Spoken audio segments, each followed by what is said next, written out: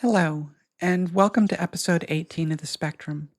This was recorded on May 24th, 2025. It's been about 10 years since same sex marriage was legal throughout the United States. In today's episode, we're going to look at the impact of that decision on my own life. In October 2014, Lauri and I had been together for just over 6 years. We had bought a house together the year before. Our commitment to each other was very clear to us. From our perspective, we were married, but we lived in a state that had put discrimination against gay people into its constitution in 2006. We talked about getting married in Maine, where Lauri is from, or Maryland, where I was from, but I was hesitant. It would create this legally contorted situation where the state in which we lived, Virginia, would not recognize our marriage. It would make things more complicated for us, and yet offer little actual protection. While it would have symbolic value, I wanted to get married where we lived. And things were changing quickly. I had reason to be optimistic. And besides, we joked, if we were going to make one side travel for a wedding, we should make both sides come to us.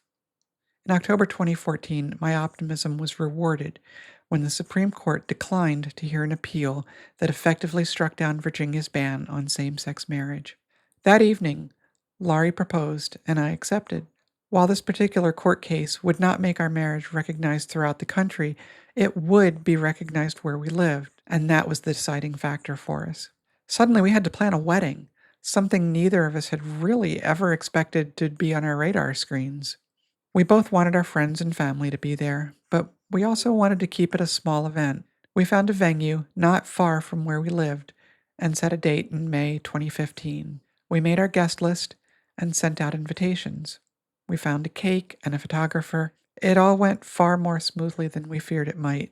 Every business we talked to was not just accepting, but helpful. We arranged for an after party at our house after the reception since so many would be coming from out of state. Everything went perfectly, except for my mother passing in January 2015. Her final illness came on very suddenly. There was no way to predict it ahead of time, or we would have tried to do things more quickly. Her physical presence was deeply missed on that day, but her emotional presence was definitely felt. As we were preparing for the wedding, the Supreme Court heard the Obergefell v. Hodges case in April 2015, and based on the questions asked by the judges, there was reason to be hopeful.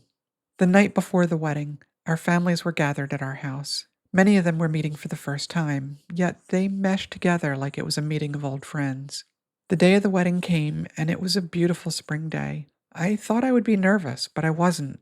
I just felt joy and the certainty that I was where I was supposed to be. Weddings are often tedious affairs for the guests, or maybe that's just me, but so many of our guests told us this was the best wedding they had ever attended. It was also the only wedding where lines from The Princess Bride were used, but that's another story. The love and support from everyone was palpable, and their energy helped make the day even better. 10 years have gone by since that day.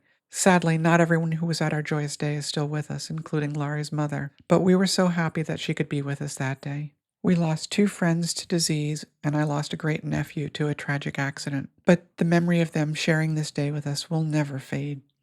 We also lost a pair of friends to the political divide that have hurt so many in the last decade. I hope that our paths will one day reconnect, but the disconnect that happened between us doesn't change the happiness they helped bring that day and in the years before that. 1 month later, and the Obergefell decision made our marriage recognized throughout the U.S. It felt like the country was poised on the cusp of a great awakening.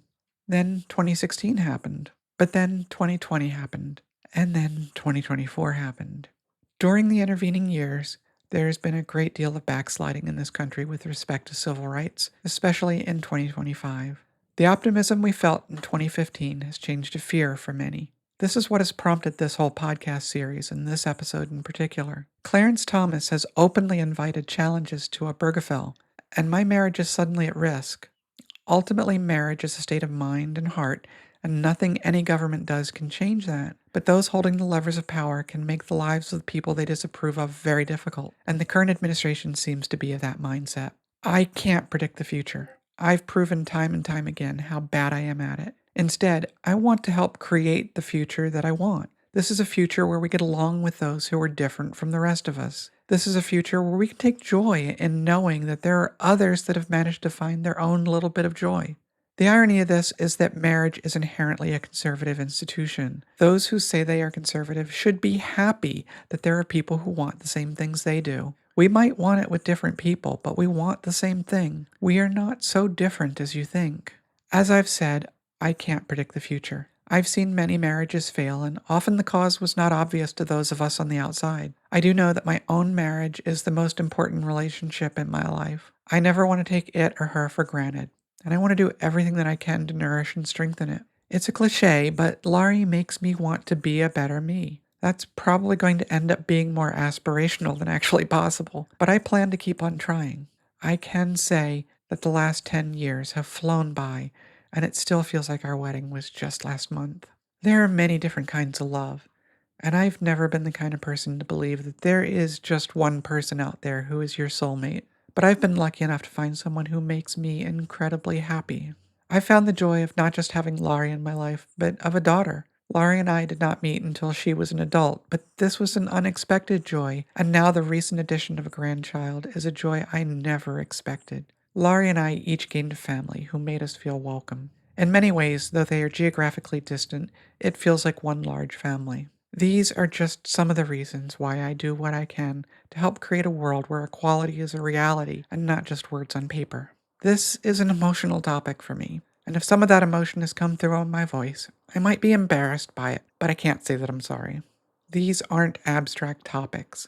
They affect real people, and if this bit of my story helps someone understand why it's so important to us, then I'm willing to be a bit embarrassed. 10 years have gone by, and none of the doom predicted by those opposed to same-sex marriage has occurred. What has happened are thousands, perhaps tens or even hundreds of thousands of same-sex marriages.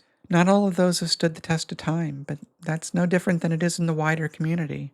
The Obergefell decision has allowed so many people to just exist as another part of society. They've been able to publicly proclaim their love, and they've been able to provide the legal protections that anyone wants for the person they love. I rest easier knowing that if something happened to me, that Lauri would not have a legal battle with the government to claim what she is entitled to, and I know she feels the same way if something were to happen to her.